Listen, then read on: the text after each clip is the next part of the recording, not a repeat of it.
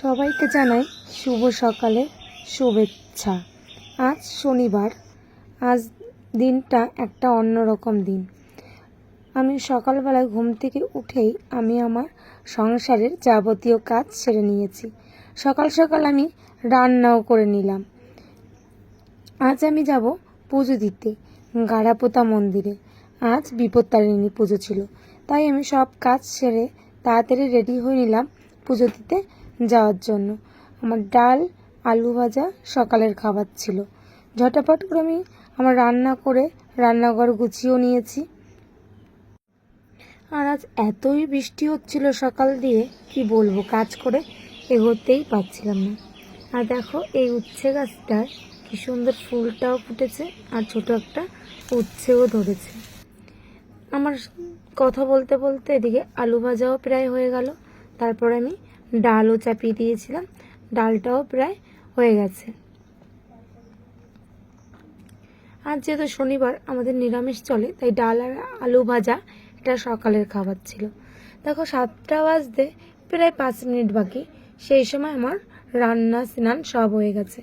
এখন আমি ঠাকুর পুজোর জোগাড় করছি। ঠাকুর পুজো দিয়ে আসার পরে আমি গুছিয়ে নিয়েছিলাম বেরোবো বলে, মন্দিরে যাব বলে সব কিছুই গুছিয়ে নিয়ে তাড়াতাড়ি বেরিয়ে পড়েছিলাম। আর মাঝখানে এতটাই বৃষ্টি হচ্ছিল, রেডি হয়ে অনেকটা টাইম বসেও থাকতে হয়েছিল। সঙ্গে এই যে যাকে দেখছো, এটা আমার ননদ অঞ্জনা। আমরা দুজনেই রাস্তা দিয়ে হাঁটতে হাঁটতে প্রায় ভবানীপুর পৌঁছে গেছি। রাস্তায় একটাও অটো পাইনি, হাঁটতে হাঁটতে আমাদের চলে আসতে হলো। আসার পরে কিছুটা টাইম অপেক্ষা করার পরে বাস পেয়ে গেছি, সেটা তোমাদের সঙ্গে শেয়ার করতে পারলাম না। আর বাসে এতটাই ভিড় ছিল, তারপর আমরা নেমে গেলাম মন্দিরে। মন্দিরে দেখো সবাই প্রায় পুজো দিয়ে দিয়ে ফিরছে, পুজো হচ্ছে। আমরাও পৌঁছে গেলাম পুজো দেওয়ার জন্য। পুষ্পাঞ্জলি পার্বতী প্রিয় পুত্রায় নমো নমঃ।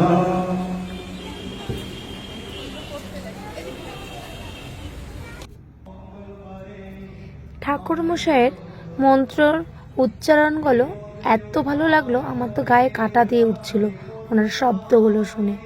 আর এখানে হচ্ছে পুজো শেষে ব্রত কথা।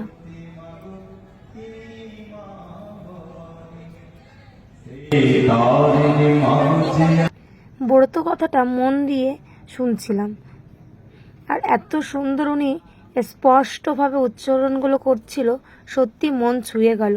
আজকে পুজো দিয়ে না মনটা বেশ একটু অন্যরকম লাগছিল। তারপরে পুজো শেষে আমরা বেরিয়ে গেলাম। দেখো এই যে আর দুজনকে দেখতে পাচ্ছ আমাদের সঙ্গে, ওরা হচ্ছে আমার মাসির মেয়ে। ওরা একটু সেলফি তুলে নিচ্ছিল। তারপরে এই যে আমার শান্তির জায়গা, আমি আমার শান্তির জায়গায় চলে এসেছি।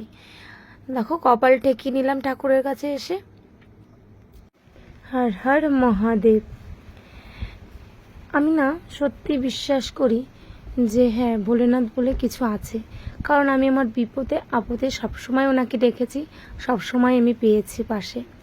আমার বোন দুধ আর গঙ্গা জল নিয়ে গেছিলো, আমি সেটাই ঠাকুরের মাথায় ঢালছিলাম, দুধ গঙ্গা জল, এবং ওনাকে বলছিলাম যে তোমার এখানে আসতে পারে না, তুমি তাকে ভালো রেখো। সবার পক্ষে আসা সম্ভব হয় না, যে যেইখান থেকে তোমাকে ডাকে তুমি সবার ডাকেরই সাড়া দিও।